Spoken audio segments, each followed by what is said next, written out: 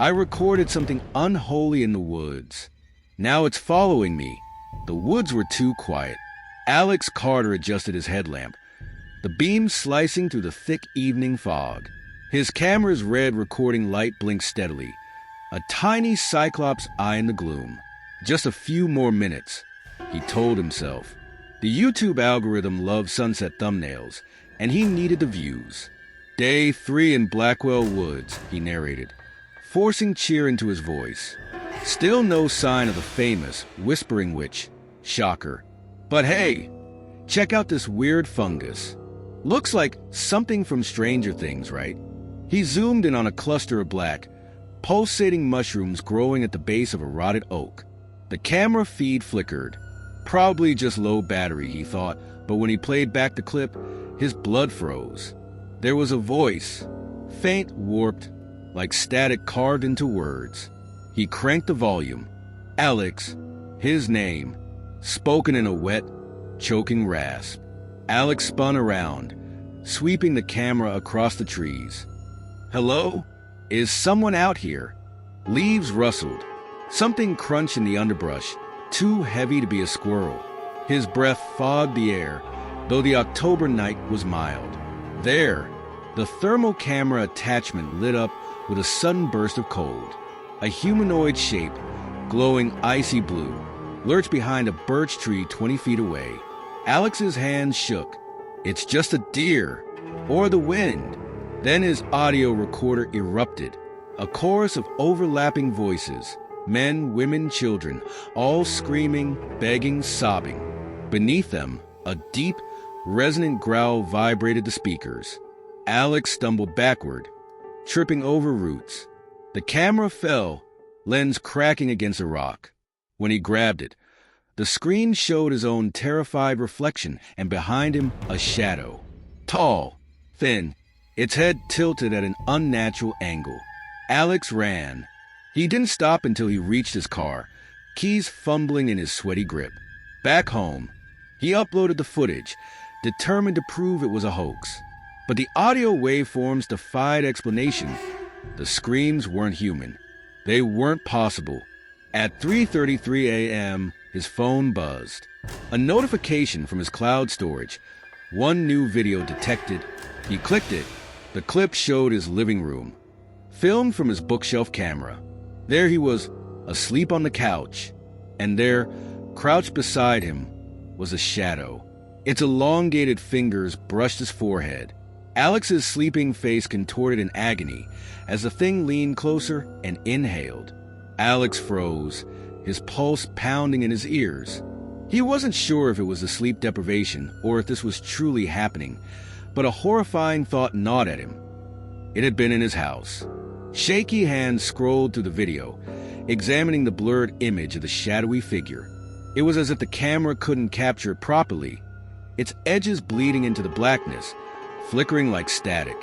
The thing's presence wasn't clear-cut, and that made it all the more terrifying. But the worst part, there was no mistaking it. That figure was real. His body trembled as he watched it lean in closer, its fingers almost brushing his temple. He stared at his own face, sleeping, unaware of the nightmare unfolding inches away from him. But as the shadow touched him, Alex saw his eyes flutter open in the video. He was awake, or had he always been awake? A sharp knock echoed from the window. Alex whipped his head toward it. He tried to steady his breath, the terror that had settled in his chest squeezing tighter. It's just the wind. Nothing is real. Nothing. But the knock came again, louder, angrier. Alex grabbed his camera, holding it out toward the window, but there was nothing out there. Nothing but the stillness of the trees outside. Just wind. At least that's what he kept telling himself. But the next day, his world shattered. A subtle change crept in, creeping around the edges of his perception. The door handle. Was it slightly turned when he came home? The couch, where he'd been sitting for hours, had an impression of something heavy, as if someone had laid there in his place.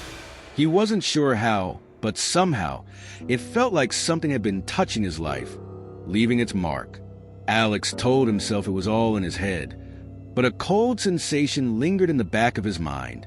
The woods, that voice, the shadow, none of it was normal. No! It wasn't even close to normal. Something was following him. Something older, deeper than he understood. And it was only just beginning. It was around the fourth night after the footage when things took another disturbing turn. Alex was preparing to re-watch the entire video set from the woods. He couldn't help himself.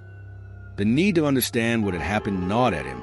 He needed answers, even if those answers only led to more fear.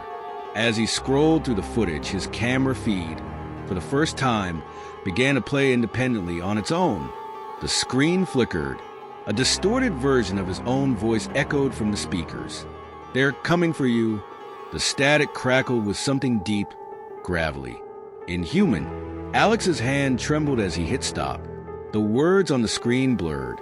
He grabbed the camera and turned it off, but it powered back on before he could even press the button. His blood ran cold. The camera zoomed in on his face, though he was nowhere near it. The thing was manipulating it, watching him. Suddenly, there was a thud from behind him. Alex whirled around, but there was nothing there.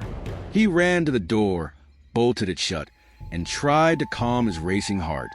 That night, he didn't sleep. The next morning, Alex took a trip into town to seek some answers. He couldn't stand this anymore. The shadow, the voices, the things that had been following him. He had to know more.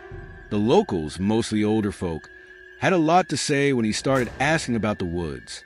He could see it in their eyes the moment they recognized what he was talking about. Fear. "Some things don't want to be found, boy," the old hermit muttered as he looked at Alex from under his hooded jacket. "They'll follow you home." Alex stared at him, his skin crawling. "Who will?" The hermit looked away. "It's not what you think it is. Don't go poking around there. Not anymore." He paused. "You should leave this place." But Alex wouldn't. He had to find the truth, even if it killed him. As Alex dug deeper into the history of Blackwell Woods, he unearthed stories of a cult that had once lived in the area. A group of people who had sought to bind themselves to an ancient entity. The ritual they'd used to call forth this creature. This thing was designed to feed on sound, on the voices of the living. The more people it consumed, the more powerful it became. That was when Alex understood. The thing in the woods, the shadow, the whispers, the growls. It was feeding off of him, off of his fear, off of the voices that had trapped in the forest long ago. Alex didn't know how to stop it.